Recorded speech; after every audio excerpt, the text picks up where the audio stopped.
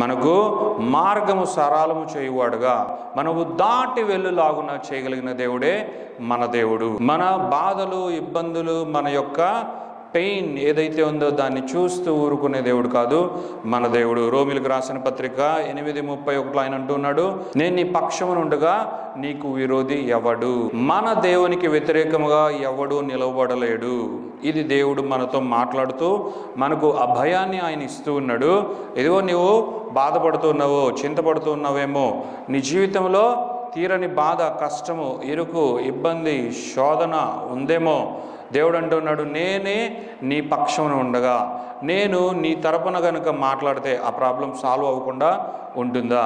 నేను నీ పక్షం నుండి పోరాడితే, నేను నీ పక్షం నుండి ఒక పనిని చేయగలిగితే నీకు ప్రాబ్లం ఉంటుందా అని దేవుడు సవాలు విసురుతూ ఉన్నాడు. కాబట్టి దేవుడు మనకున్నాడు, మన సమస్యలన్నీ తీర్చువాడుగా ఉన్నాడు.